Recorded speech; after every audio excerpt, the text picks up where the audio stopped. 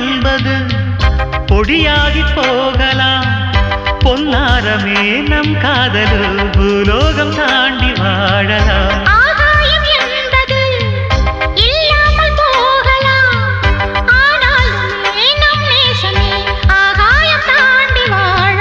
கண்ணீரில் ஈரமாகி கரையாட்சி காதல்